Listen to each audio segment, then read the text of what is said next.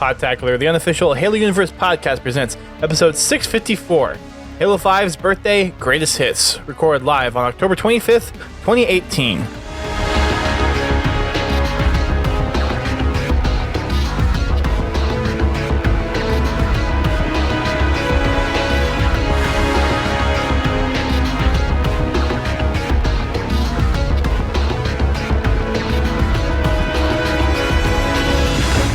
Hello everyone, welcome to Podtacular, the unofficial Halo Universe podcast. I am your host, Duststorm. I'm your co-host, Godzilla T.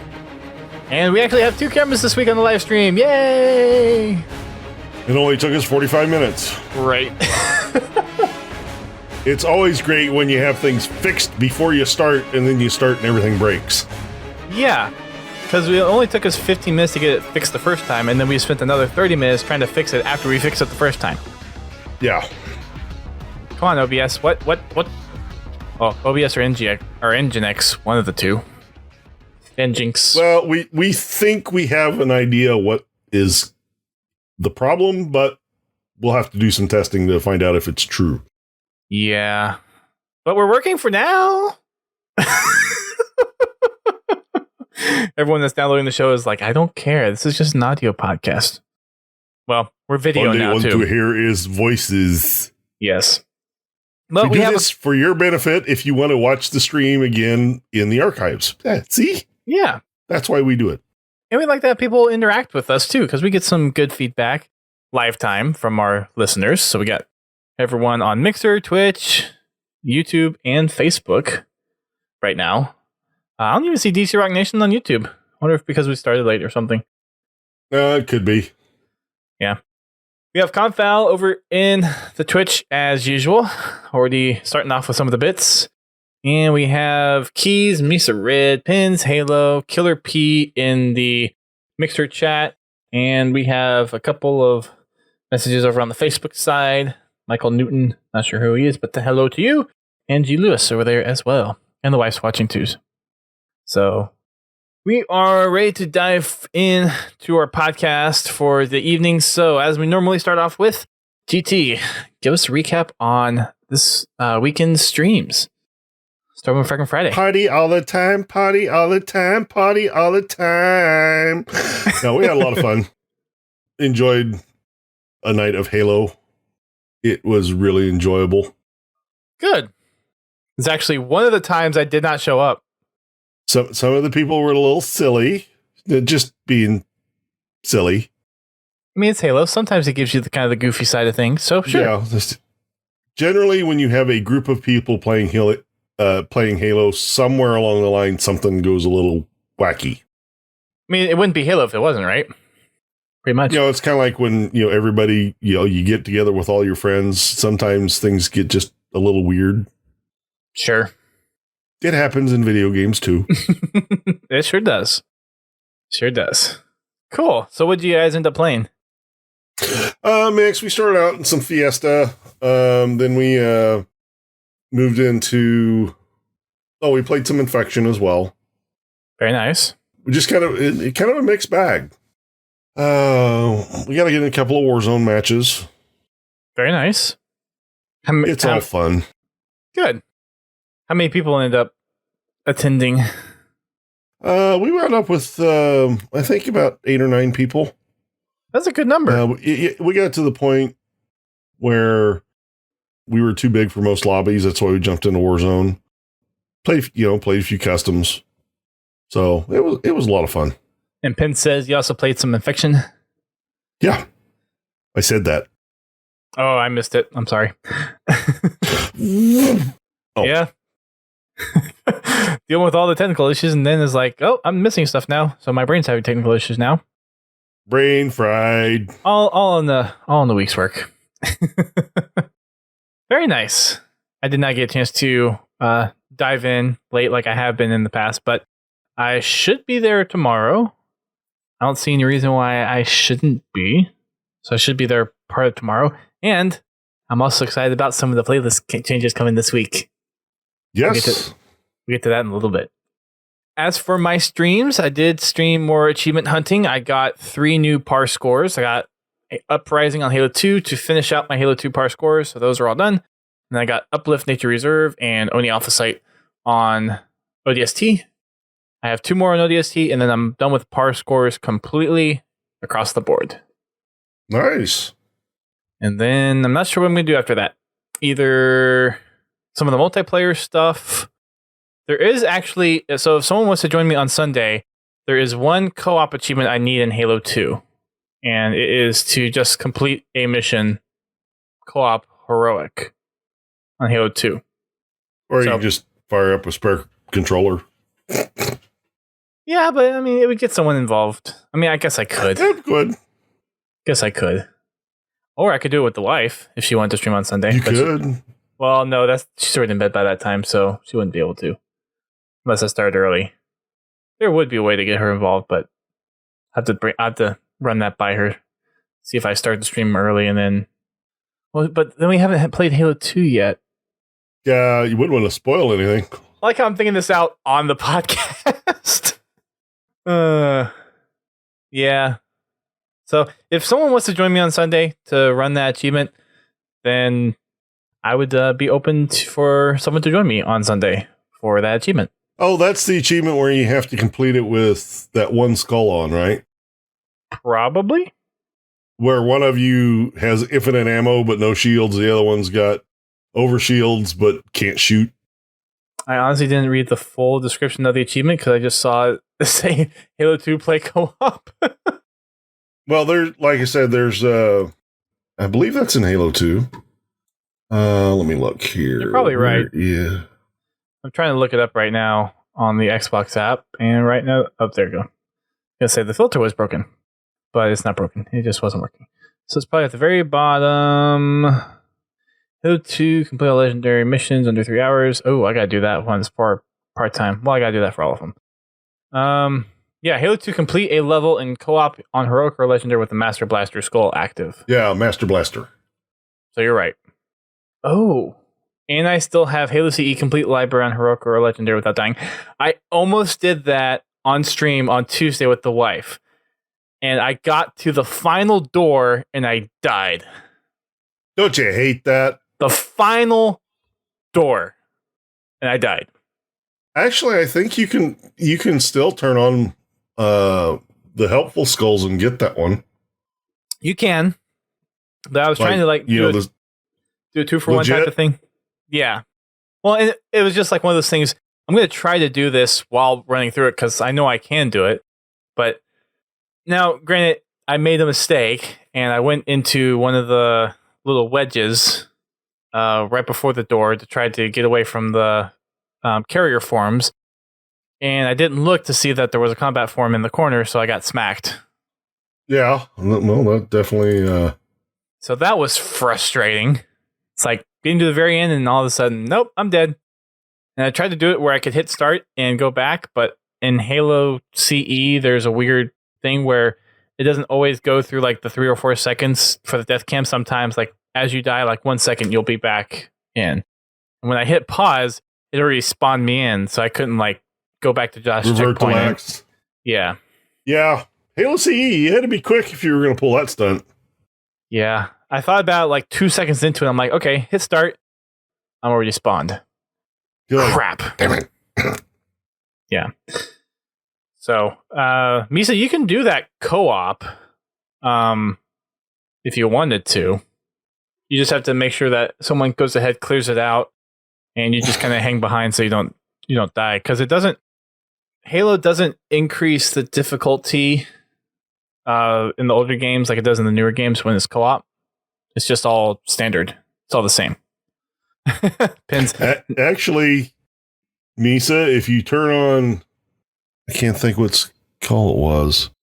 Which one are you thinking of? I'd have to look. I forget. Because there's a couple of good, useful skulls in Halo CE Anniversary. I'm coming to find that Sputnik is just freaking fun. It is, but you gotta be careful. Well, yeah, you do. Especially when you turn on Feather. Yeah. But that also works. You want to have real fun? Turn on Sputnik, Feather, Grunt Funeral, and the Scarab Skull. So much fun.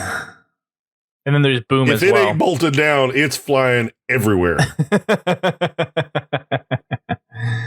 Yep. I don't know how many times I've been killed by a box doing that. Yeah, you gotta be careful, but it's definitely fun. Yeah, I can't remember all the skulls in Halo CE, like all the silver skulls. I tried doing a search for it. You're gonna make me look. I got a skull location guide, but it's like, no, I just want the skulls. Like, I just want a list of these skulls. Yeah, because they're different from Halo Combat Evolved Anniversary on Xbox 360 than they are in MCC. I think. I don't think they're the same. Yeah, they are different. Well, GT's going in the game and checking, so he'll have an answer in a second. I'm looking. I know the bandana skull is in there, which in Halo CE Anniversary is a pain to get to. What, the actual skull? Yes. Is that the one? That's the one that's in the security control room. Yes. Yeah. And you have to grenade jump. That one's a pain. Grenade jump, well, you can try to double jump, but even that one is risky.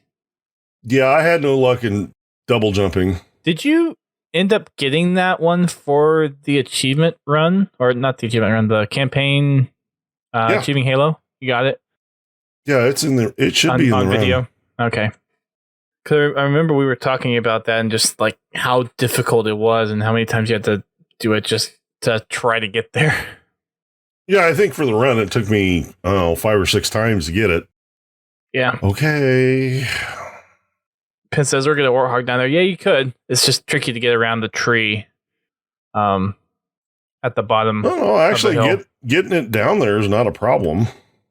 Okay, the non-scoring skulls are Bandana, Boom, Goes with Dynamite, Grunt Birthday Party, Pinata, Malfunction, and Grunt Funeral. So you turn on Bandana, Boom, and let's see. Grunt Funeral, might as well. Pinata's fun. No, you don't need too, Grunt Funeral. Because every time you kill a flood, they drop grenades. Is it every time you kill it or every time you melee kill it? Well, you melee it'll drop more, but okay. It kind of works like catch sometimes, but not always. Okay. Yeah, they're different. There's a different set of skulls than the other.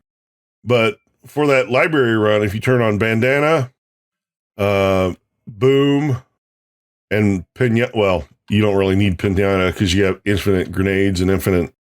Gotta be careful with Boom because the tunnels. You gotta be careful with Boom because the carrier forms, their explosion radius like triples. Yeah, but they make handy grenades. That's true. Like chain reactions. You get one waddling in the middle of the pack, and whoosh, you get it to pop. Yeah. Yeah. Yeah, it's it's fun. Yeah. So, yeah. But if you're going to use the grenade jumps and stuff to complete it, leave Boom off because you will detonate yourself. You will die. Many, many times. And I would say, like, doing that just without skulls, it takes knowing when to kind of push through the flood and when to stay back a little bit. Well, I mean, if you follow the speedrun path, it's not too bad because you avoid a lot of fights. Hiding in corners or jumping over the little... Yeah, jumping over the center wall. Yeah. Jumping through the doors. Jumping around the inner ring instead of fighting the flood in the index corridor. That's part of my standard run now. I don't even go through the normal path anymore. I always jump through the center. Yeah. There were some of the things I had to forego doing on my run with the wife watching just so she could get some of the story stuff. But there were some shortcuts I took on Legendary because, like, you're not going to miss any story if I do this. You know, if you're doing it for story, follow the path. because there are little tidbits and stuff that you'll miss if you speedrun it or use the speedrunning stuff. So I do have Halo CE, Halo 2, Halo 4 that I still have to do Legendary in under 3 hours. So it looks like I've gotten Halo 3 done on Legendary. Halo 4 shouldn't be difficult to do Legendary in under 3 hours because there's several shortcuts there. Halo 2 is going to be a pain to do. Halo CE can be done as well. Yeah. Getting a lot of lucky checkpoints. The problem I have with Halo cuts. 2 is the first level. After that, I'm good. At least until I start coming up against the Jackal snipers again. Then, yeah, in Halo 2, yeah. But Halo 2, even though it's probably one of the more difficult campaigns, it probably is. I think probably is the campaign with the most shortcuts in it. Yeah. So it's not impossible, but it's definitely difficult. Well, it's easy if you can perform the shortcuts well. Otherwise, it's a pain. Yeah, if you're going to speedrun it, it's something you really need to practice and get good at doing all the shortcuts. The lasers are going to be a pain. I am not looking forward to it. The nice thing is a lot of the speedrunning shortcuts make Lazo on Halo 2 significantly easier. Yeah. I think Halo 1, Halo CE is probably the one I'm most worried about for Lazo. Because I did try doing it at one point, and just getting past that first room after the grunts, after going to the bridge, that part is hard. Well, you can always do through the ceiling glitch. I don't even know of that glitch. No, wait a minute. You can't. Can you? No, you can't on Legendary because you don't start in the cryotube. Never mind. Huh. You can only do that on lower difficulties because on Legendary you start right in the cryo room, but you don't start in. It doesn't put you through the tutorial and everything. What does it have to do with how something gets positioned after the tutorial? I'm guessing. There's something with the cryo tube that you do to get you pushed up into the ceiling, if I remember correctly. I don't know. It's been a while since I've seen it. I mean, there are definitely videos out there I can watch. I just have to go watch them. Moving on to Tuesday, I got through the library, as we talked about a little bit, and I got through 2 betrayals. So we have 2 more missions that we'll be doing next week to wrap up Halo CE. Cool. And that'll be done. Yeah. So if you want to participate in any of our streams, you can hit up GT on Fridays at 8:30. That's when we host the Fragging Fridays. And then you can catch my stream on Sunday at 10 p.m. for when I do my achievements. And then I stream with the wife right now on my personal Mixer channel. And that is between 7 and 7:30 start time.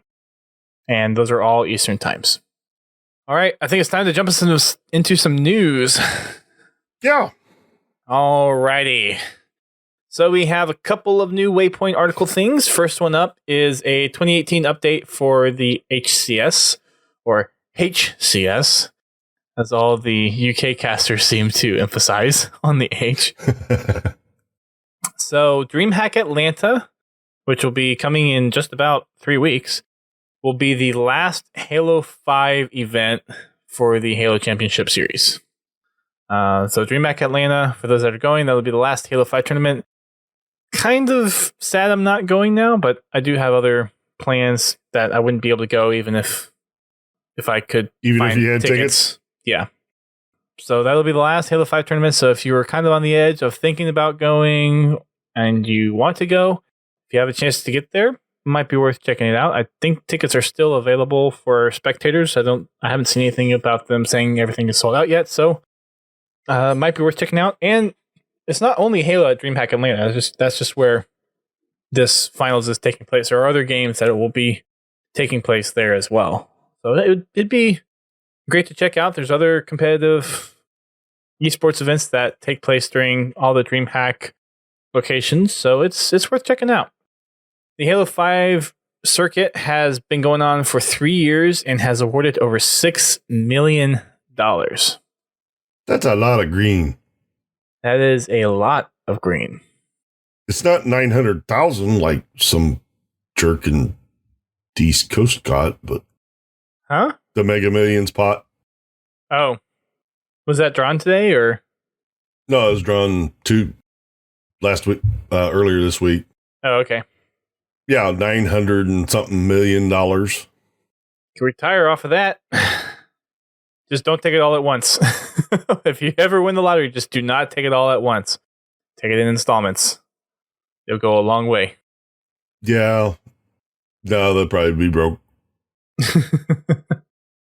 Tashi says in the article, later this year, we are kicking off a program to support grassroots tournaments and content creators all across all Halo titles, and we'll have full details to share at DreamHack Atlanta. So they're looking to support more of the community tournaments and other grassroots movements like the Microsoft Store stuff that has been going on. And while I don't agree with moving to Halo 3 for like a full-on competitive stuff, they did say that there's a lot of interest for it. I think it's just a lot of the older pros wanting Halo 3, but my opinion is if you want to play Halo 3 is still around. That's not the latest Halo. That's not where the gaming industry is. Like 343 is not going to go back and remake Halo 3 because that if you want to play Halo 3, play Halo 3. I don't understand what they're doing here. It makes no sense unless Halo Infinite is actually closer to being done than they've let on. Like I said, Tashi did say in there that the esports team is working closely with a developer team to take some of the lessons learned that they've had over the last 3 years of hosting Halo 5 tournaments and what they've seen the competitive community want. And I don't doubt we'll see some of the kind of core fundamentals of Halo 3 probably make it into Infinite, but to like remake Halo 3 with a new skin and everything, like same weapons and that's a bad idea. I want Halo Infinite to be its own game. I don't want it to be a rehash of Halo 3. Exactly. We don't need an anniversary or a remake. It's like, no, make Halo Infinite, make it the next iteration of Halo and keep evolving the title. There's no point in remaking an old game. I have very little problem with the current multiplayer. There are some things that do need adjustment. There are some abilities that I would not miss. Yeah. Spartan Charge is one of them. It just reminds me too much of another game that has something like that in it for one particular character, which is really freaking annoying. At least in Halo, everybody has it. When Halo Infinite comes out, I don't want to feel like I'm playing Halo 3. Yeah. I don't either. Not like, don't get me wrong. Don't just polish the game and call it Halo Infinite. And it's like, oh wait, there's Halo 3 under the hood here, like a lot. Take the fundamentals of Halo 3 that made Halo 3 a great multiplayer experience, but then adapt it into what Halo Infinite is going to be. Don't just copy paste and just change the pretty aspects of it. And I know they're not going to do that, but for all the other competitive community people out there that are like, oh, Halo 3 was the time and they should bring Halo 3 back. It's like, if you want to play Halo 3 is there.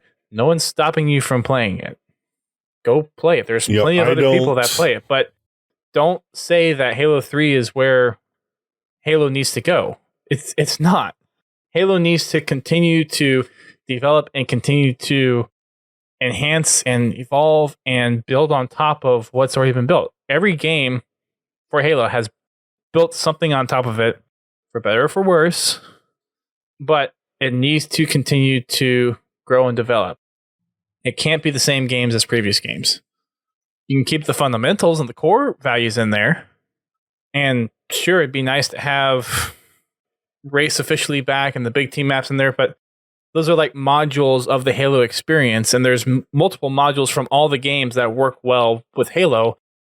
Bring them all in and make a package, which it sounds like by the title and from some of the people I've talked to, that's what they're trying to do. It's like they want to honor Halo's legacy and how it came up, but try to make sure it's fresh, new, and invigorating to players of all ages. So whether they're old-time Halo fans or if they're new, Halo has to be able to appeal to both audiences, get the longtime Halo fans on deck, which I'm already on deck, and I'm a longtime Halo fan, and also be able to appeal to other audiences that are into things like Fortnite or Black Ops 4 or all the other kind of really quick pace and very feature-rich games.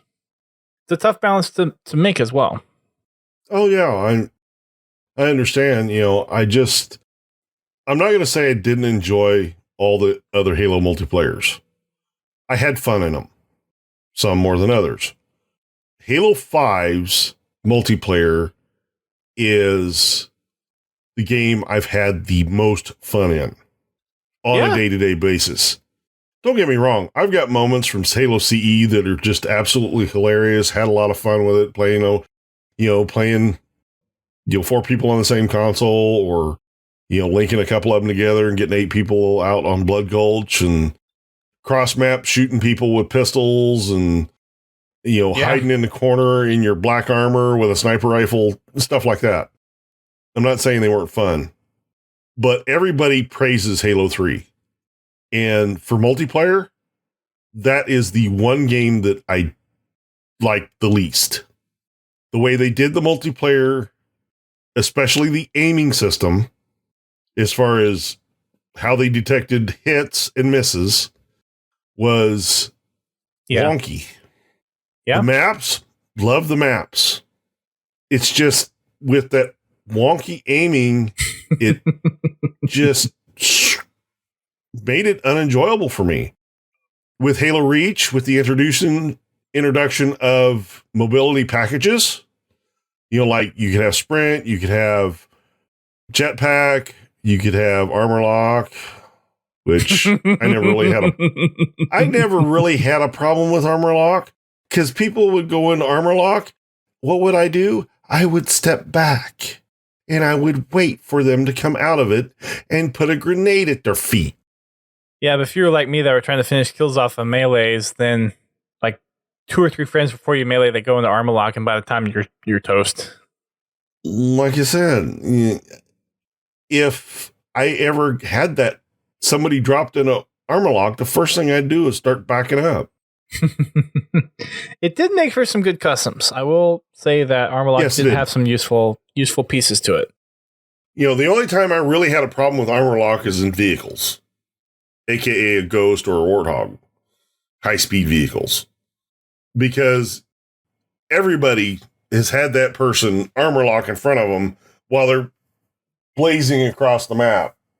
You see somebody, you're looking to get a splatter and armor lock. Okay, fine.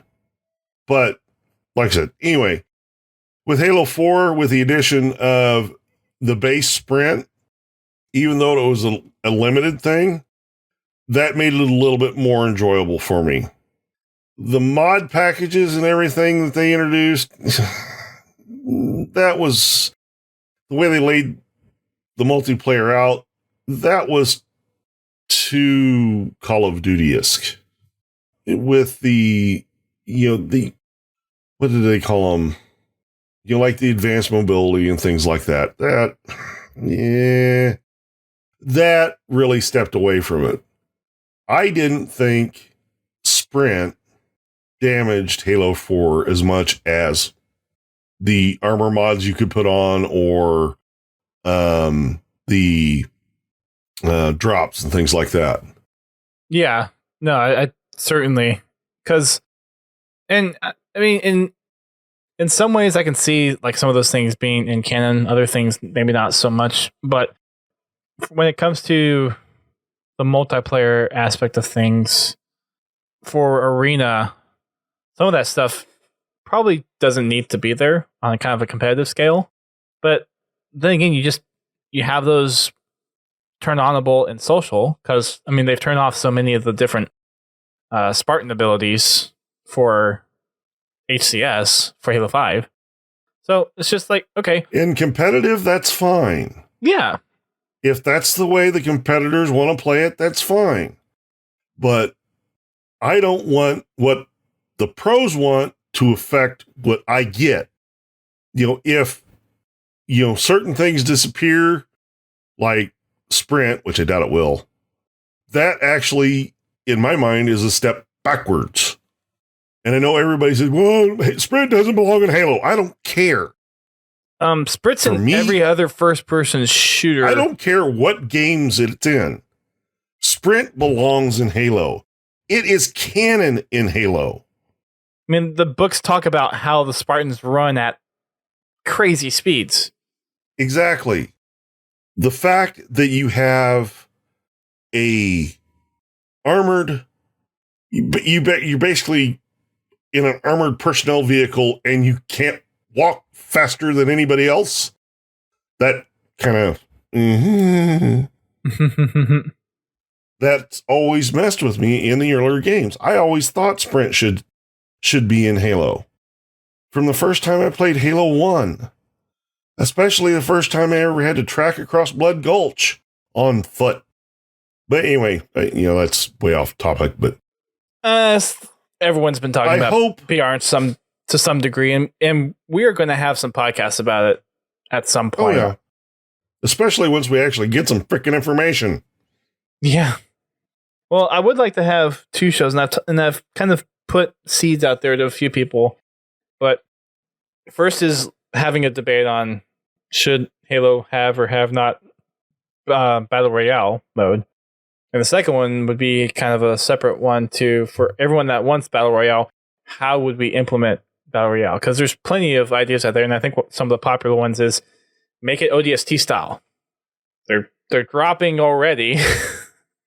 Yeah, I mean, you can make it fit the game. Yeah, the story and the platform and the lore is there to support it. But not even. Battle Royale is, it just doesn't seem to fit with the Halo formula. Not that Warzone does either, but at least it tends to follow the established enemy formula. You're still fighting Prometheans, Covenant, stuff like that. Where in a Battle Royale, you'd be fighting other humans. And yeah, granted, they could do insurrectionists, but it's, most of the Battle Royale stuff's free for all. Or a squad, yeah. Like I said, you can do free for all or squad. If it was a standalone game, I wouldn't mind it as much. Like a standalone, free to play game. I mean, that's something like that. I mean, there's a lot of games like that now because it's free to play, but then there's all the microtransactions to get all your skins and whatnot. Right. Like I said, if they wanted to do a game like that and have it be its own thing, that's fine. As far as including it in, a mainstream Halo game, I really don't think it belongs there. I mean, they added Warzone. Honestly, Warzone Firefight I enjoy because it's basically firefight, which is a lot of fun. I mean, it's a little different structure to the weapons, and you don't have rounds and sets. You just have rounds, which it's fine. They have the different levels of firefight to where you can make it as hard as you want. If you really want to crank it up, on the weekends, you can jump up to Mythic and die on the first round or lose it on the first round. Well, and I've also seen the argument out there too that 343 should let the community make the BR mode, because there is one in Halo 5, but they would have to make the tools to support the development of such a mode to begin with. So in a way, they would have to kind of open up the playing field in such a way where, okay, give this the ability to do 64 players, but then you'd also have to make sure you'd have spawn points that have random weapons or random power-ups and the whole gambit of things. Yeah. Like if you were to go in as Spartans, maybe you start off with no shields and then taking like Fortnite, or like the Fortnite example, you find the little potion balls in Fortnite, you maybe find some kind of like standard shield thing as a level 1, then the level 2 would be overshield, something like that. And then you would have the health I think packs. you have to drop naked. You have to go find your armor too. If you're doing ODSTs, you could possibly do that. I get the appeal of the Battle Royale games. I'm not a person that enjoys that type of battle. You know, I like the continuity of Halo's multiplayer. Everybody has the same shot at the same power weapon, and there's only one. You know, there's only one rocket launcher. There's generally only, there's one or two snipers, depending on how big the map is. That's fine. But, your real high-powered weapons like a rocket launcher, gradient launcher, things like that, you generally only get one. And those could come in like a supply drop or something. Right. But I like that they're fixed. It's every time it comes up, it's a rocket launcher. And, you have to strategize for that stuff and be ready for it when it pops up.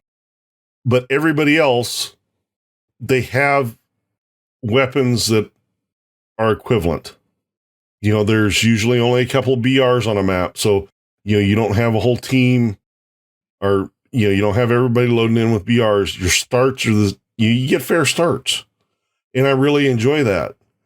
One of the downsides, and yes, I do play Destiny, is everybody's got a shotgun in their pocket right now.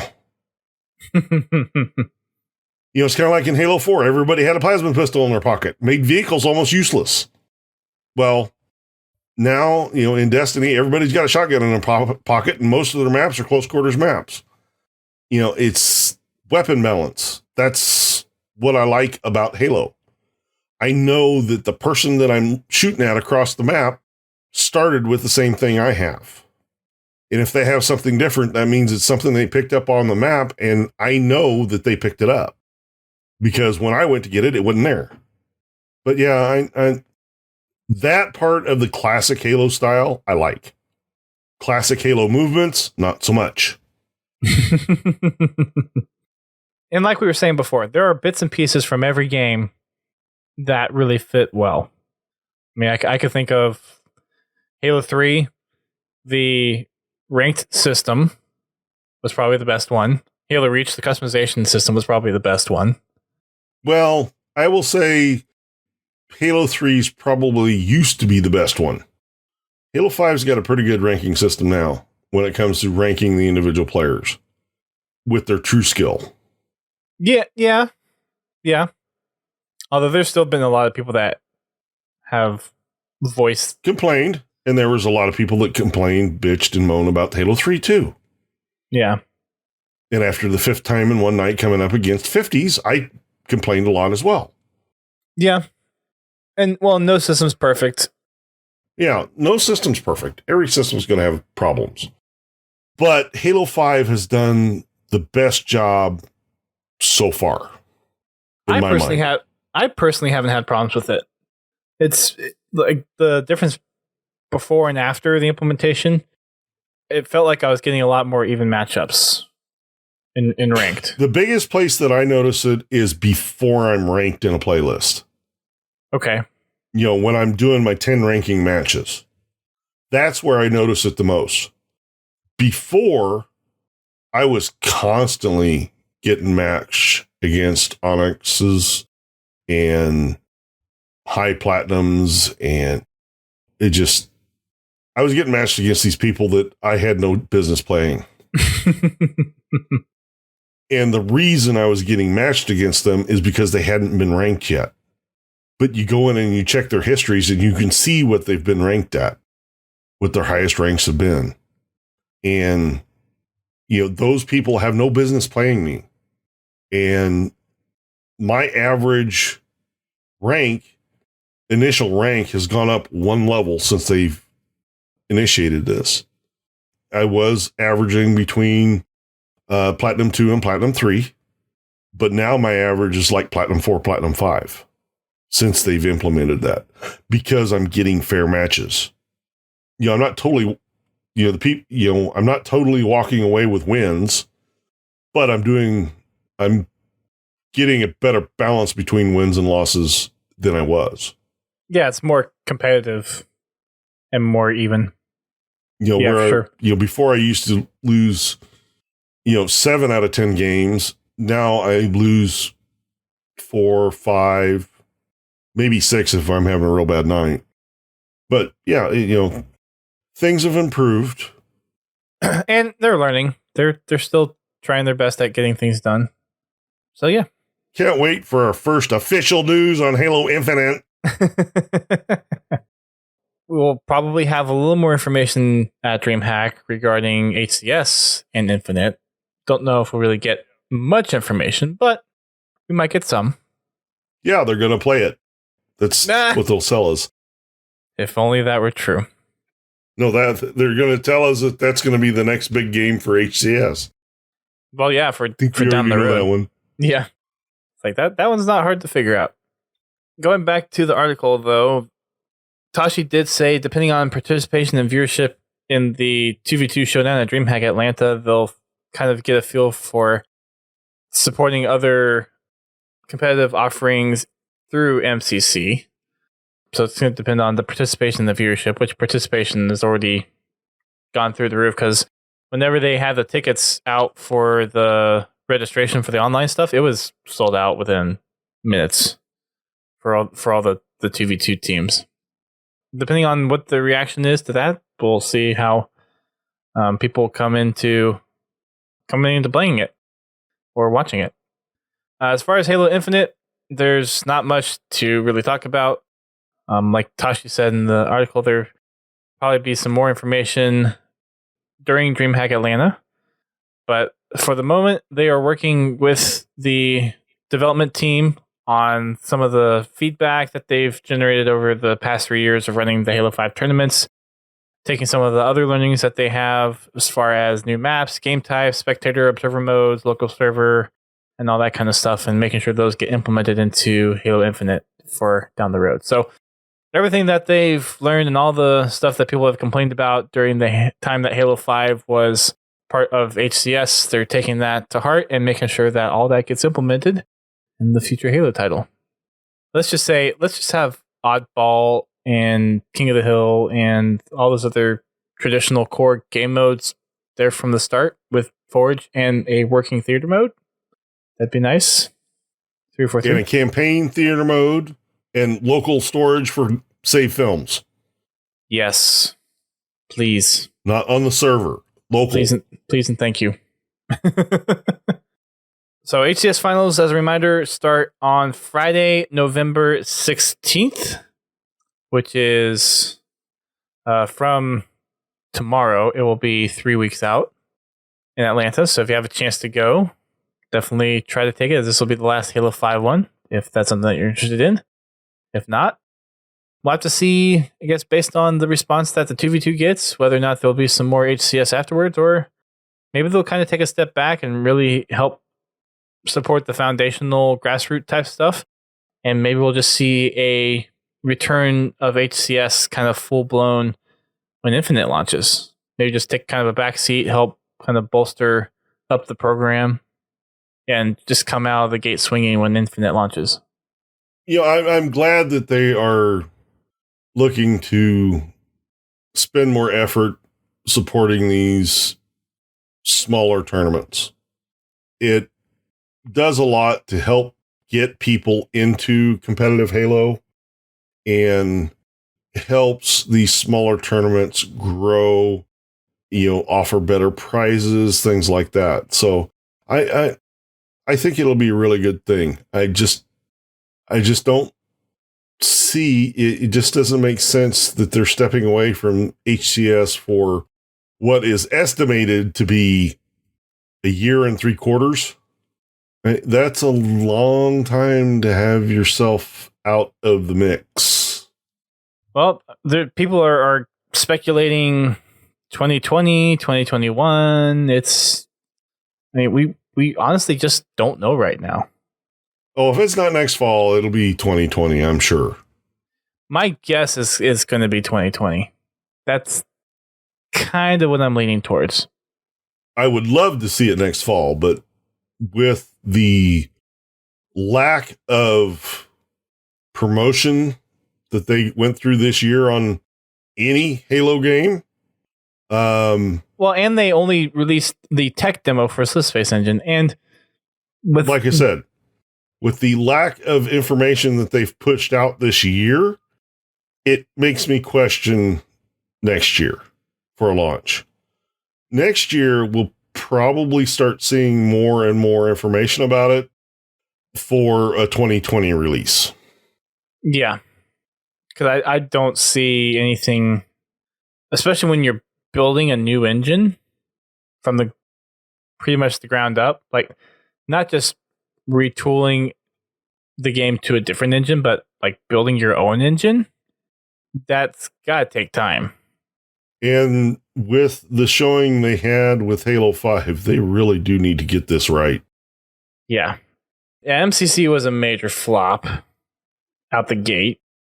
And then, they backed that up with Halo 5, which it had a stable launch. It just wasn't much there. Yeah, didn't retain the player base, and it didn't help that all the marketing that went into that game was irrelevant. That hurt the campaign side of it, but what hurt the game the most is the fact that when it launched, there was no Forge, which, don't get me wrong, Forge was worth the wait, but it should have been there at launch, and the limited amount of game types that you had. Yeah, because there were three, a whopping 3. Not including Warzone. Oh, and 343, if you are listening, make sure there's a game type in there that allows you to have 16-player free-for-all. Just tip. Oh, yeah, you can't do 16-player free-for-all in Halo 5, can you? You can do 8 people. Can you do 12? No, you can't do 12? You can do 12 if you're using an infection game type. That's bad. But if you've got 16 players, it's got to be team-based. Well, I think you can do infection up to 16 as well, but... Gotta get out of that arena focus. That's like some of the fundamental stuff. You don't even have to make a playlist for that. It just needs to be an option for customs. Yeah, for sure. Certainly. And it would be nice if you would let us fill lobbies in the social playlists. Like if I got 10 people that want to play Super Fiesta, I should be able to just load in a matchmaking and play it. Yeah, instead of having to build a custom game for it. I understand why they didn't, because of rec points and the commendations. That's fine. But it would be nice to be able to just, on a game night, throw on a Super Fiesta playlist and just play. Something to think about for the future. Action Sack or something like that. Just, yeah, it's nuts. Some of the simple things that they just did not include in the game. Well, hopefully they've learned, and some of that learning they will take into Infinite, which sounds like Tashi said they're doing for the esports side of things, which could kind of lean to make sense that they're doing it for other aspects of the game as well. I'm pretty sure they've learned their lesson, though. I'm pretty sure they've picked that one up. I'm hoping I can get in on that early flighting program. Yep. Well, Fingers crossed. Pretty much. I mean, I don't think they've said this verbatim, but I think pretty much everyone that's in the MCC Insider program right now is probably going to be one of the first candidates to be part of the flighting program, if it's not the same flighting program for Infinite. Yeah. It's probably where they're going to start inviting their early groups, the people that are the most active in the MCC builds and, giving feedback and stuff like that are probably going to be the ones they want in the flighting programs for Infinite. I mean, that's the way I would do it. If I have a group of people that are already giving me feedback in a respectable manner, and, they're actively participating in these testing sections, those are the people I'm going to look at. Yep. Pretty much. Which makes me really sad that I was unable to get on and join in any of the testing this last weekend. Well, it's around this weekend, too. Yeah, I know. And they have a little more things that they're going to bring to the table. They'll have some more playlists and other things, which we'll get to in a minute. But, I mean, just to echo what GT was saying, if you want to be part of helping provide input into Infinite, then the best way is going to be participating in the Insider program if you are part of it already. And jumping into the play sessions, making it known to 343 that's saying, hey, I'm willing to put time and effort to provide my criticisms and make the product a better product for the rest of the community. It's that simple. And even if you do the testing and you don't find any problems or don't have anything that you want to change, give them feedback like that. Say, hey, it's perfect. I love it. Didn't works. have any problems. Yeah. Mwah. Stuff like that.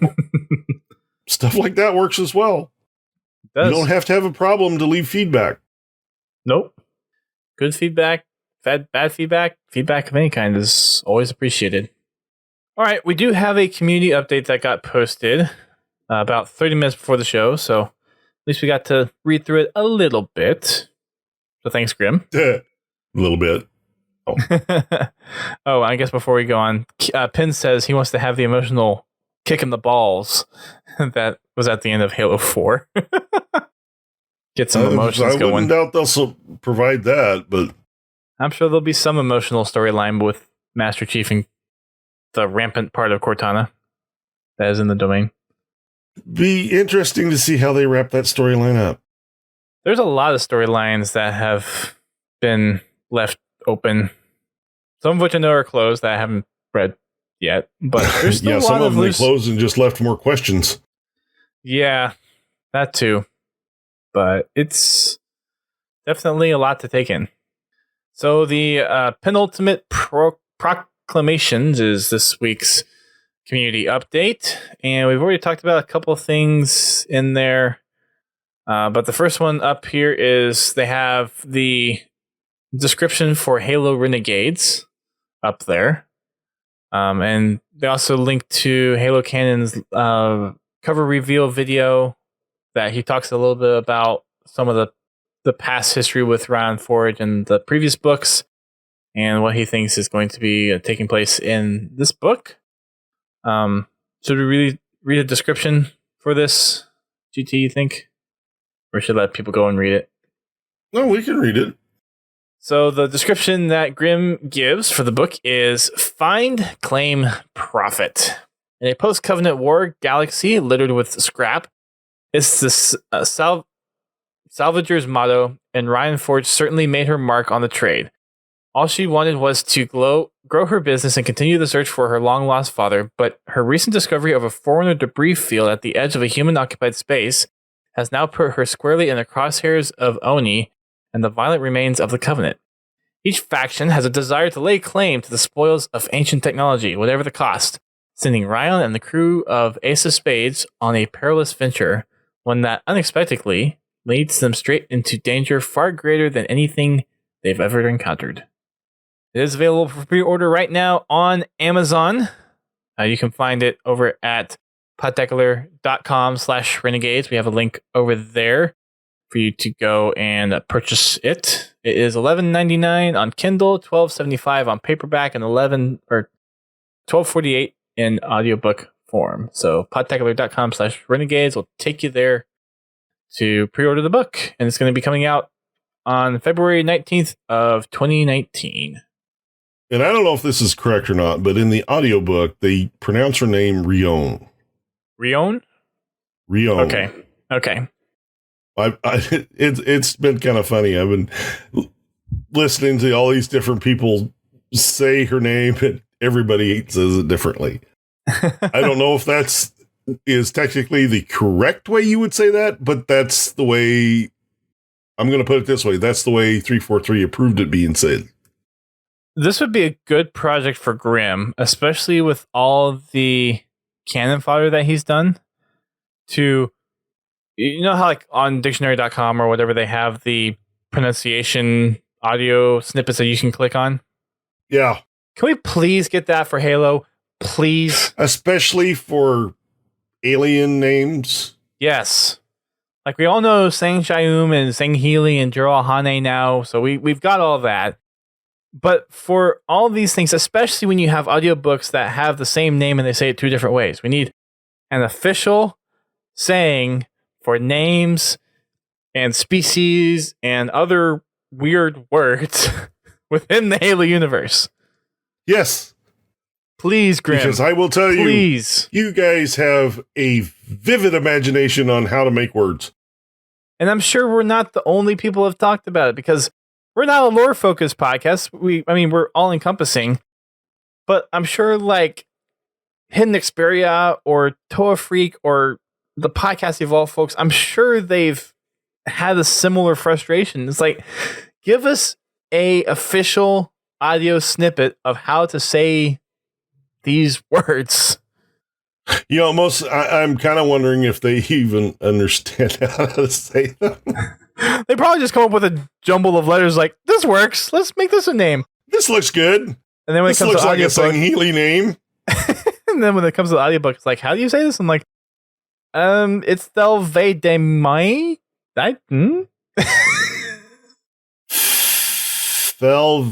Vitamin? What? Vitamin. Seriously, Grimm. Come on. Step up your game a little bit.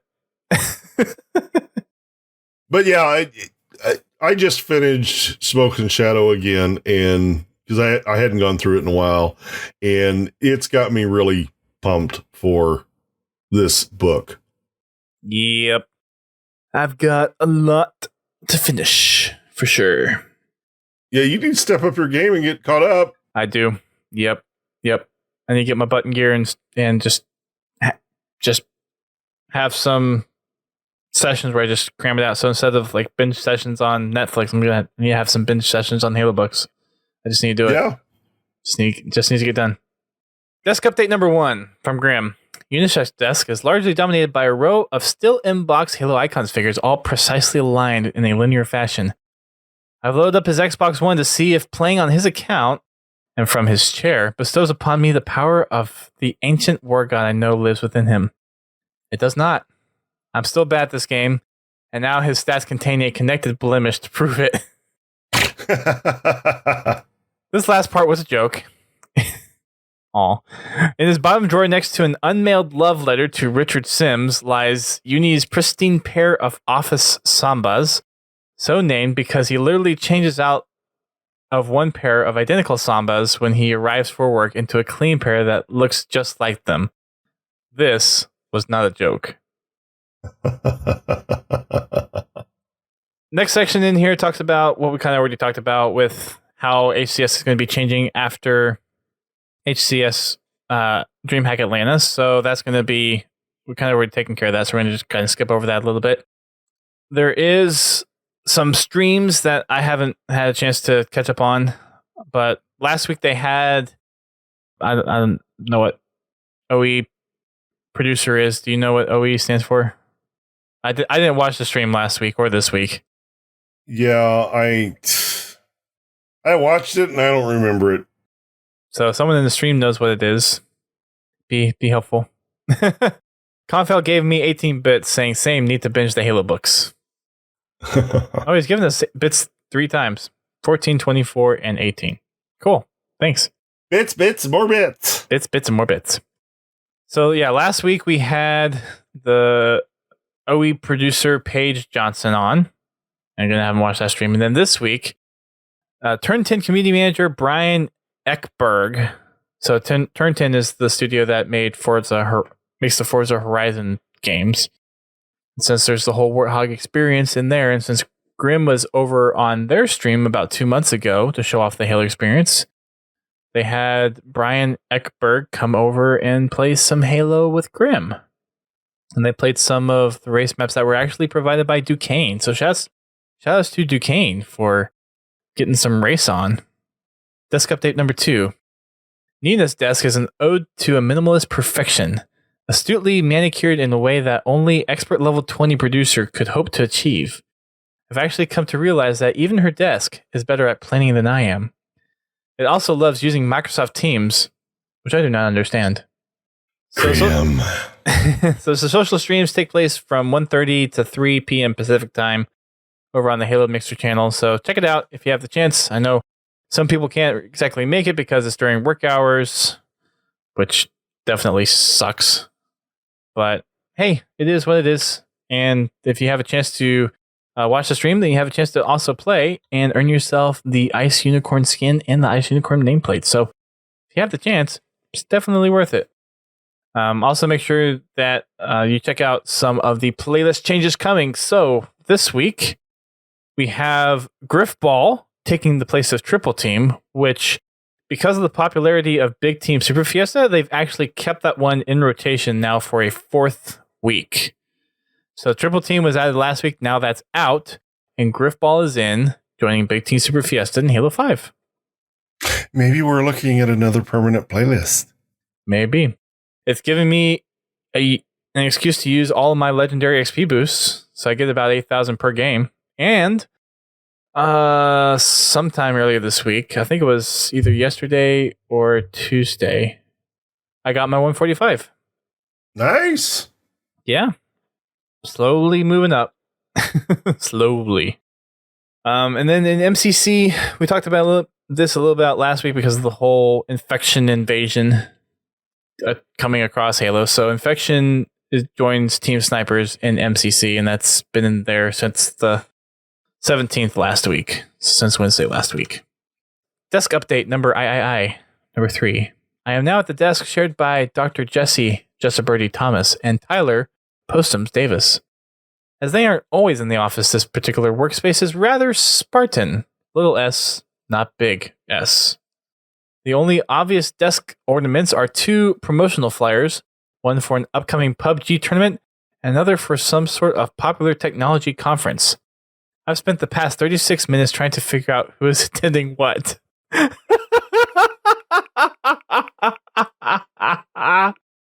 Oh, that's funny. I think the moral of this story is if you're not in your office, make sure you lock the door. People must be on the holiday this week or something. I don't know. Yeah. So this weekend, Halo 5 turns 3. Which we would normally be seeing a new Halo game by now, but we're not. So there's that. But to celebrate Halo 5 turning 3, we have a couple things happening this weekend. All playlists will be double XP. So perfect time to use your legendary XP boosts in Warzone, Turbo, and Firefight, and Big Team Super Fiesta. Like, this is the perfect time to start boosting up your XP if you really need that XP grind. Perfect time to do it. They're also giving away a greatest hits customization rec pack to everyone who logs in and plays the game this weekend. And it keeps getting better. They're also in the store. Where did I put this? Shoot. There's another rec pack that they're having available for sale in the store this weekend. And I thought I wrote it down, but I can't find it. It is the greatest hits vehicle pack. There it is. Found it. Thank you. That will be available for a limited time in the rec store. Yep. So if you got plenty of rec points stocked up and you want to use them on vehicles, then there's the chance for you there as well. They're giving you pretty much every reason to jump into Halo this weekend.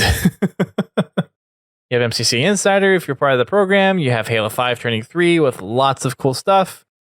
MCC has Infection. It's got some love there. I don't know. We might have to play Halo 5 this week. Yeah. Instead of MCC. Just so we can take advantage of those double XP. Yeah. Do it. Because I just rolled 148, and it's a long way to 149. I bet. So Grim goes over some of his favorite aspects of Halo 5 because of Halo 5 turning 3 years old. So first one is Sanghelios, just the Sanghelios campaign arc, and just the environments that were made. One of his favorite pieces. Blue Team. He said he wanted more Blue Team, and he says he knows many of us did too. That 3 missions was not nearly enough, which I think is probably a unanimous thought. Fireteam Osiris is another thing that he likes about it. From the fantastic voice performances to the unique and diverse origins of the characters. I still think some of the characters were probably lacking in this story. But yeah, it definitely gave a different perspective, but the balance between Fireteam Osiris and Blue Team was definitely lacking. The Arbiter's slick new Kaiden armor. I do have to say it was pretty cool. All in the gold, and yeah. Not exactly stealthy, no. No, but definitely looks cool. The Wasp. Grim says he loves it. It's a freaking flying piece of paper. I mean, yeah, it's a cool vehicle concept, but it's just not very useful. I don't know. There's a lot of people who make good use out of them. I guess. Don't get me wrong. You gotta understand the Wasp to use it, and it's a fickle aircraft. Fair point. Warzone Firefight, which I would have to agree with. Grim says, I loved each iteration of Halo's Horde mode. From the terrifying urgency of ODSTs to the bonkers level of experience customization of Reach. Halo 5 Spin gave us a brand new take on the cooperative classic with big maps, bigger arsenal, and variety objectives to boost. Super frickin' Fiesta. Amen. Yes. HCS, Forge, and the people. Overall, pretty good list. Pretty good list.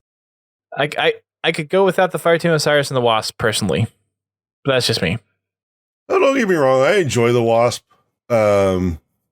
It's just, I don't enjoy the Wasp in regular Warzone. But like when you're playing Firefight or, you're on a big team map with a Wasp, it's a lot of fun. Oh, sure. Certainly. Next up is an update on the MCC Insider. So for those that were participating last week, they were starting to test out the Mesh Composer and the controller customization options in the MCC Insider build. They will be having more play sessions this weekend as well. On Friday the 26th through Sunday the 28th between 10 a.m. to 1 p.m. Pacific time and 6 p.m. to 9 p.m. Pacific time on all 3 days. And they've gotten some great feedback from people already. There was a YouTuber by the name of No Strings PRD who gave a pretty good breakdown of the aiming acceleration and the updates in the Insider build, and they highlighted that in the article, saying that they're taking that piece of feedback and incorporating it into possibly giving us more controller options. Such as kind of a classic and a modern toggle for aim acceleration, all that stuff. So it almost sounds like universally making all the control schemes work the same for look speed, which would be so great. I watched the video and there's a lot of stuff about the look acceleration that I did not. Well, I thought I understood, but I didn't. The way they lay out the movement pattern on the joystick, as far as forward, back, left, right, and then where that look acceleration zone kicks in to accelerate how fast you turn, that's stuff I didn't know. I do recommend that you go check that video out, and it really opened my eyes to why the controller does what it does. I haven't watched it yet, so I do plan on watching it. Watching my controller. Well, it's given me some insight on how to better fine-tune my controller to my feel or what I want out of the controller. So, okay. I plan on watching it. I need to. I would highly recommend it. For the Insider build, they're adding for this weekend Griffball, SWAT, Team Snipers, and Infection playlists to help stress test the new features, which will be awesome.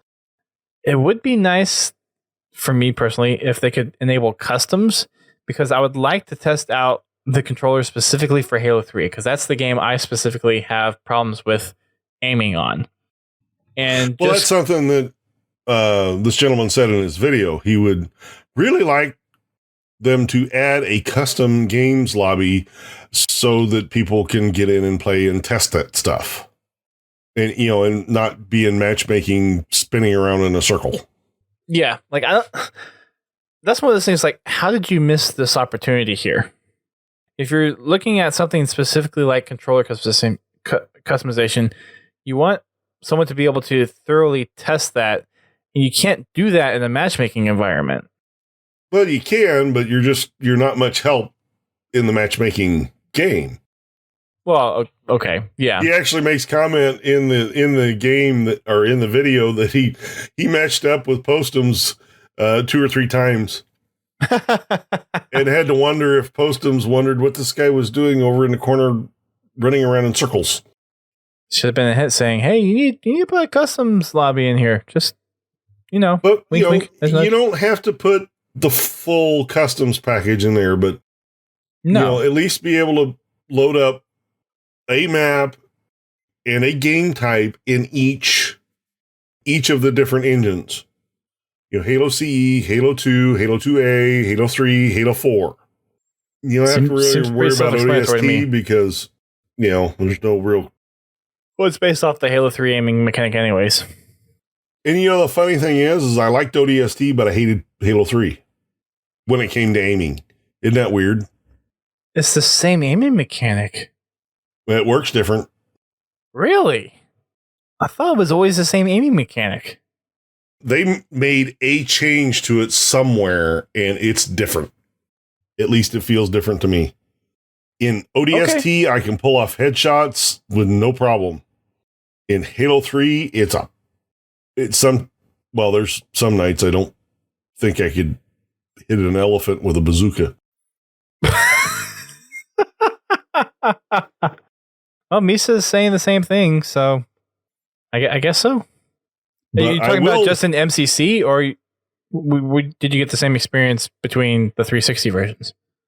Same on 360. I guess they must have changed the aiming mechanic a little bit then between the games. Huh. Okay.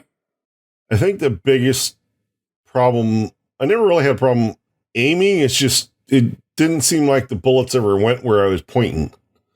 Because it was, what was it? Which one? The hit scan. Well, in Halo 3, I think the bullets were an actual physical item that had travel time. Yep. Yeah, Halo 3 was one of the only games in Halo to do that, I think. If they would just take that away and make it like all the rest of the games, then I'd probably be fine. Yeah, that'd be a pretty big undertaking, though, I think. Probably. Yeah. Let's see. Anything else new on the MCC Insider build? Nope. That's pretty much all the same information as we covered last week. That they're testing the new couple capabilities and just the new Insider playlists for matchmaking. So, yep, that's pretty much it for that. So, Halo Wars 2, the fall season, is wrapping up this weekend. 12 p.m. Eastern Time. It is the Halo Wars Championship League's Fall Invitational, hosted by The Banished.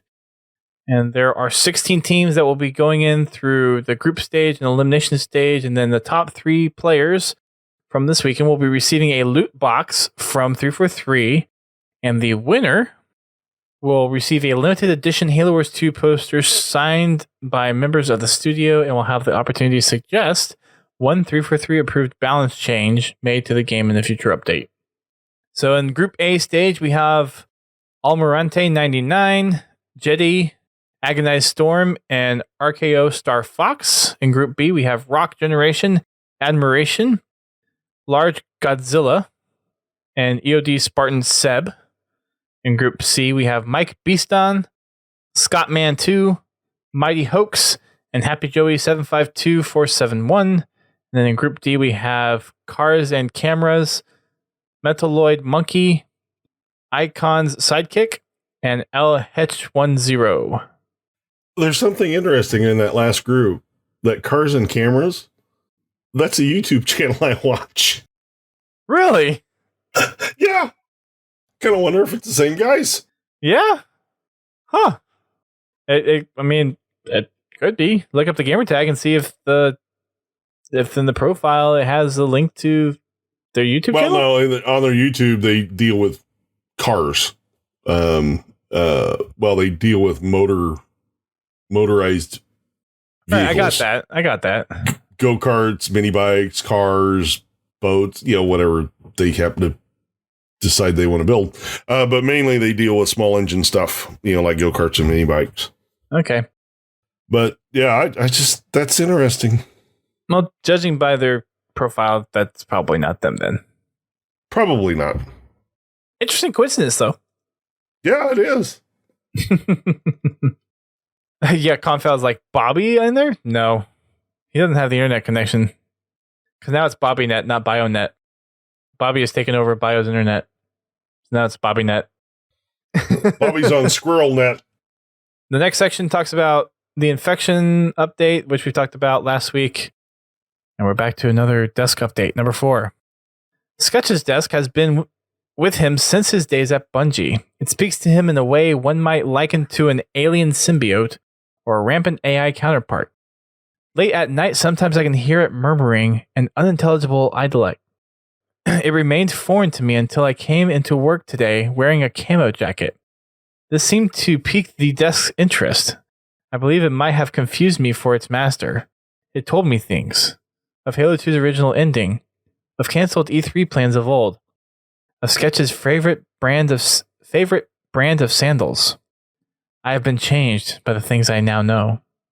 During the announcement of the Master Chief Avatar armor that we talked about last week, there is also an Atriox armor for the newest avatars, which I have to say, I'm not too keen over the new ones because the designs seem very childlike. Cartoonish, yes. Compared to the older ones. I don't like them personally. I haven't even gone in and played with it yet, so I'm actually kind of afraid to because I don't want to lose my avatar. But the sad thing is now that they've got this new system, I can't go in and change my avatar. So everything that I have purchased or unlocked for it is now wasted. There's still the old avatar editor you can access. Pretty sure. So you can still make changes to it. I haven't messed with it, so.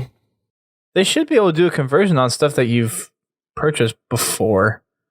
If they did the conversion. So. Well, they've done it before. Yeah, no, there's not necessarily precedence for that they'll do it again, but it'd be nice because, because I busted my butt to unlock all the Reach helmets and armors and all that. Yeah, and I bought some of that stuff. It's kind of crappy if, all your wasted investment on avatar items is for this previous system is now done. Gone, yeah. That's just bad business. You're done. This probably isn't the same, Master Chief Halo 4 armor, but, I bought that armor. And they had all the avatar codes that came in with the legendary editions of the game. The Halo Reach Legendary Edition had avatar armor codes in it. And then you had to do certain things in Reach to unlock the helmets. That's just bad business if they don't convert those eventually. And then Grim also mentions on here the Taco Bell sweepstakes that is giving away a Platinum Xbox One X. And it literally plays the Taco Bell gong song as the turn on sound. Then there's a commercial. Nice to know. I honestly wouldn't care. This is, I have to admit, this is a pretty good commercial. Oh, yeah. The commercial's great. This is the first time I've seen the full commercial. I've been seeing parts of it. I'm like, that's Halo. But this is the first time I've seen the whole commercial. What'd you think of the whole thing? Oh, it's hilarious. Oh, I love it. Definitely. Finally, Grim mentions the community spotlight from last week and final desk update number 5. I sit back at my desk, but it will not soon remain my own. From the back alleys of the Halo Museum, a new charge beckons. Ooh. Interesting. Interesting. From the back alleys of the Halo Museum. When we did the Halo Museum tour, they did have some desks back there. But I'm not sure what they were working on back there. Interesting. So that is this week's community update. We have a news article, actually not from Waypoint, to talk about, and that is this was posted by IGN covering a tweet from hopes if I have the article actually open, or an Instagram post, not a tweet, from Production Weekly, stating that the Halo live action TV series is going to begin shooting in Budapest, Hungary, in 2019. That's literally all the new information. But I mean, we at least have a production start date. Yeah. So that's nice. And it's also kind of cool because I went to Budapest as part of my honeymoon, so I kind of know where they're going. Nice. Now, granted, they did mention that it's going to be 10 1-hour episodes, I believe. Yes. Yeah, so your typical season installment, a little short. Some are 12 or 13 or something like that. But it definitely has the 1 hour mark on it. So it'll be a legitimate like TV series type of a thing. So IGN actually mentions a couple of different places that could serve as shooting locations. So they say the Danube Iapoli National Park and the Danube River. So I actually took the Danube River as part of my honeymoon and actually floated along by that park. We went by it at night, so I didn't actually get a chance to see the park. But I mean, the scenes along that route were just gorgeous. Eastern Europe is a beautiful place. If you ever have the chance to visit there for any reason whatsoever, I cannot recommend it more. It is so beautiful. The architecture there is also just serene and surreal. And the people over there are so nice. We had a fantastic time on our honeymoon. That's good. And a lot of the places, especially the places that are kind of like touristy, they speak English. So for all of us Americans who are uncultured and whatnot can survive. That's always a plus. It is. It is. But yeah, 2019 is when they start production. So the filming and everything, and it's open fields and trees is kind of that part of Europe. So I'm trying to think what they're starting out with as far as the production there. And I'm assuming it's not the only production site that they're going to, but it is kind of curious because we haven't seen that. Well, I guess that we saw that a little bit in Forward Unto Dawn with the training in the woods. So since this one is supposed to be more of the human covenant conflict, I don't know. And maybe I should read more of the books and I might have an idea where this goes, but I'm just trying to think of other areas within the Halo mythos where we've seen that kind of environment outside of like the initial books where John is training. Well, I mean, we've seen that type of environment on Halo installations, Forerunner installations a lot. So that's true. There's a lot of possibilities. Confal was saying that also means that there's a cast, which is true. I'm assuming we'll get a lot more information coming soon. And I'm hoping we hear more of it during E3 or something like San Diego Comic-Con. It'd be nice. Well, with it starting early next year, we should. Huh? with production starting that early, I'm sure we'll hear play by the time the season comes around. Gotcha. Misheard you there for a second. Sorry. No problem. It is definitely exciting. If it's Master Chief, I know probably Steve Downes isn't going to play him, but it'd be nice to have his voice, or if it's a younger Chief, make sure it sounds pretty close to Steve Downes. Pins is saying... I think they did a pretty good job with Forward Unto Dawn. I think they did. Yeah. I think they did. It definitely sounded like it could have been a younger Master Chief. Yeah, it was believable. It definitely passed, I think. The Master Chief we're used to is the 30, 40-year-old one, and he's got the gravelly old voice. And if this takes place earlier, then it wouldn't be that far off to have a younger sounding voice or a less gravelly voice. Well, and if you think about it too, Master Chief, accounting for all the cryo stuff, he's not that old. No, like I said, he's actually only like in his early 40s. Actually, technically, he's the youngest Spartan 2 of actual age. I mean, that makes sense because he was in cryo for almost 5 years. So that makes sense. Pins, do you have a metric or can pull up one of how old Chief is accounting for cryo? I'm assuming there's a number of that somewhere. Actually, I think they stated in Halo 4. Pins is saying Alice is the youngest. No, I meant not necessarily chronological, but in lifespan. Yeah, that's what I'm thinking of. The Chiefs spent the most time in cryo. Let's put it that way. Well, no, wait a minute. I take that back. Pins is saying it's Alice. Was she in the one that was in the cryo tube throughout the second trilogy? Pins is saying nope. Red Team spent more time in cryo than Chief. Yeah, Red Team. Yeah, Red Team, and then. Yeah. Okay. That's a very good point.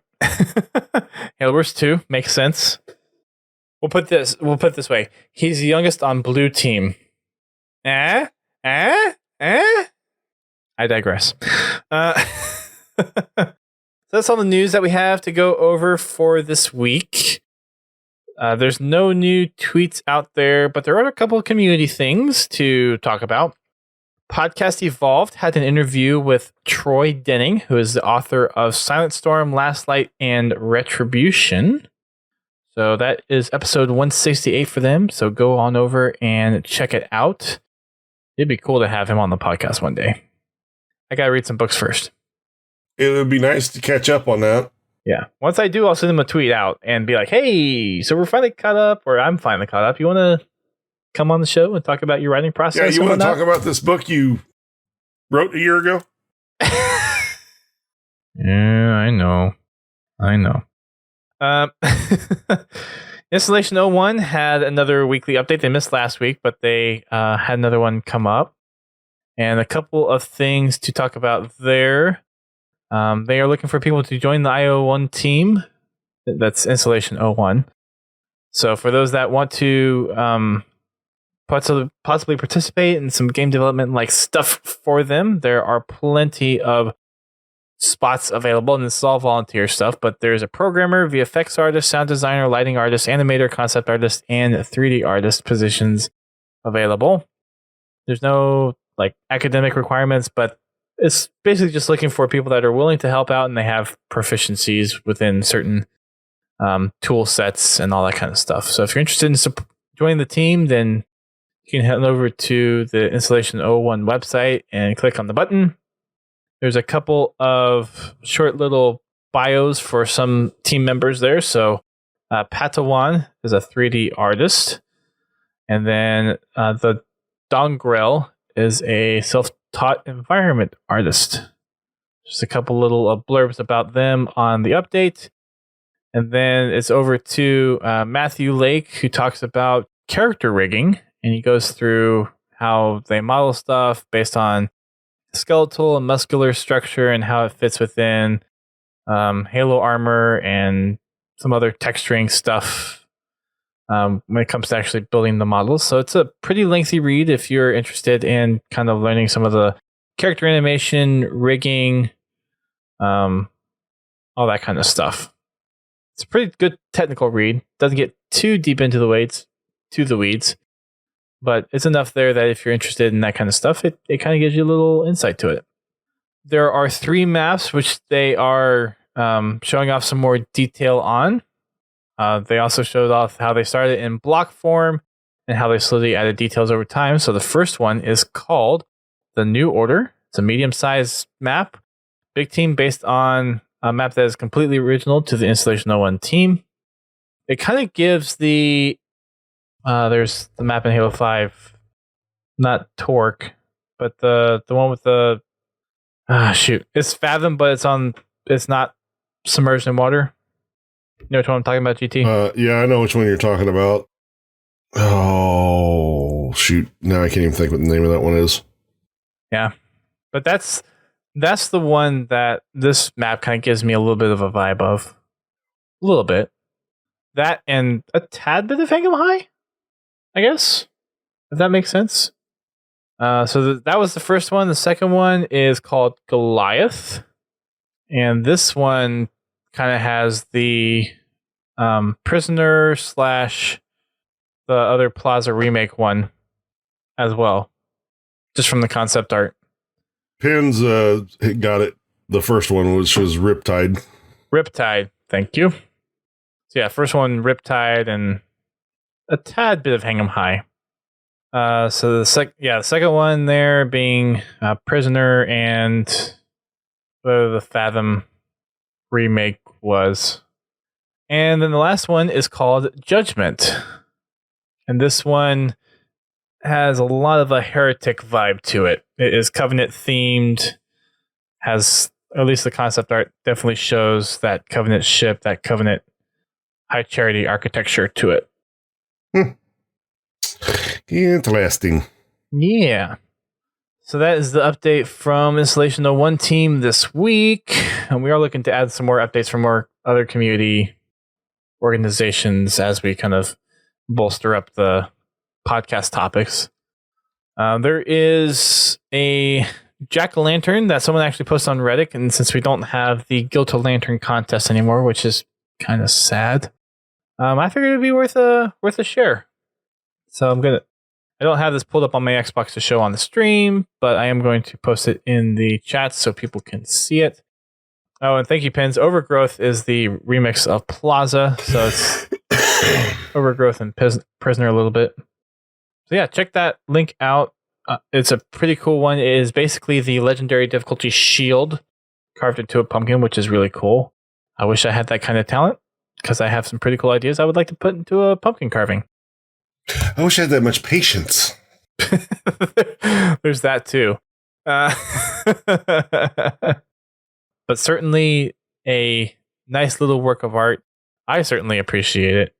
And I'm surprised there hasn't been more pumpkins. I know there's been a lot for Inktober, so there's been a lot of artist drawings and other people posting on Twitter every day some new drawing, but I haven't seen much with pumpkins this year. And it kind of makes me a little sad.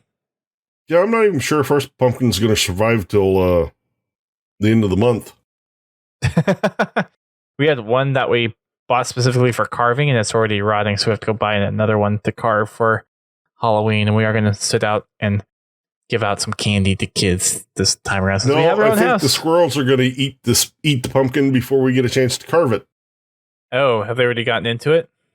They're digging into the skin pretty good. They're trying to get their mouth around it. Just trying to eat away at it. But no, we've been having cool temperatures, so we just left it set out on the front porch, and it's been fine. Okay. Other than the squirrels trying to eat it. Fair enough. That's got to be hilarious to watch, though. Yeah, I bet.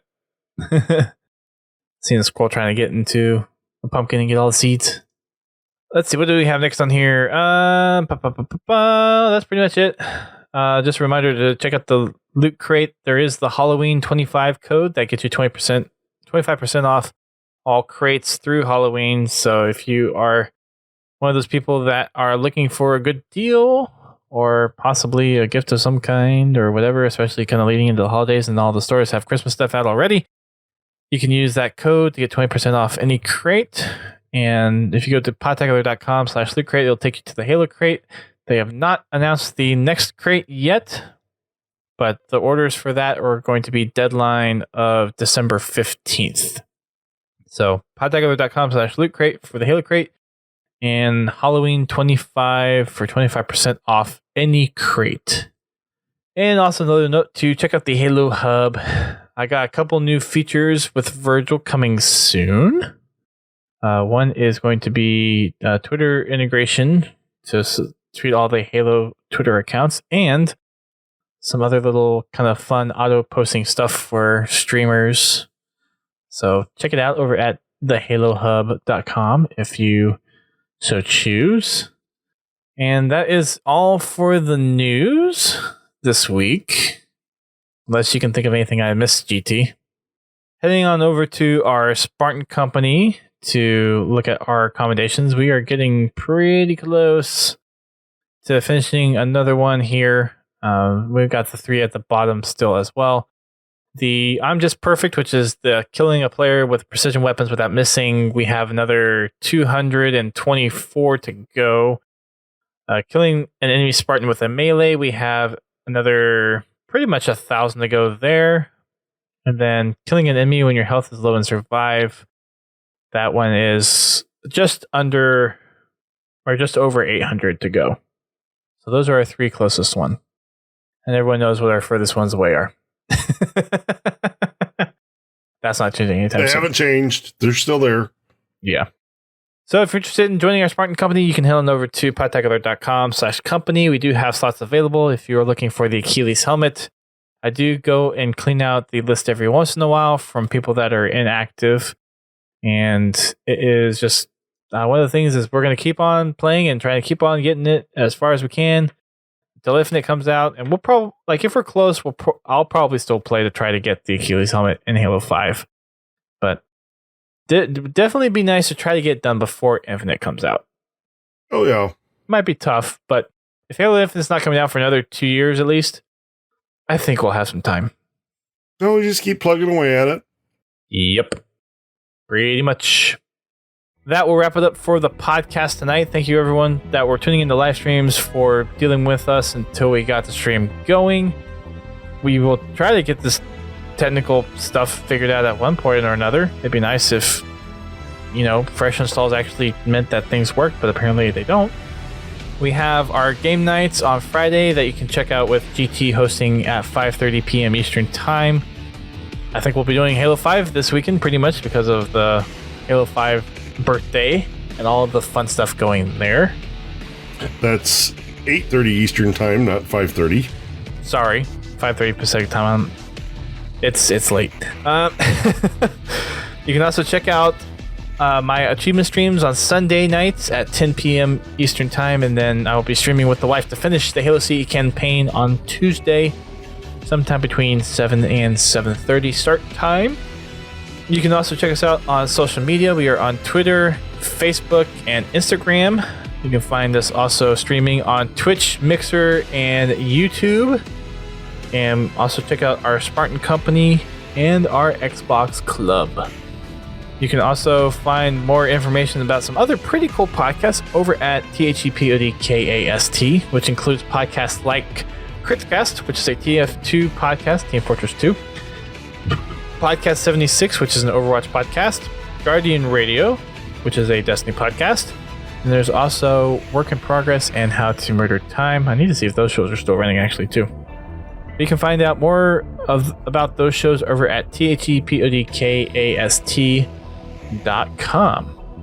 Looking forward to seeing everyone during the streams for the upcoming week. If not, we'll see you back here on the podcast, either live in the show, which those are Thursday nights at 9 p.m. Eastern Time, or via download.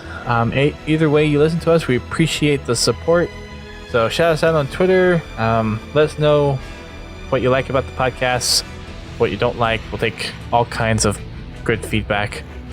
And also we're on Discord as well. I usually forget that one, but you can find us on Discord as well. So until next time, thanks for listening, everybody. We will see you hopefully this weekend, celebrating some Halo 5 birthday stuff. In the meantime, keep on fragging them trucks.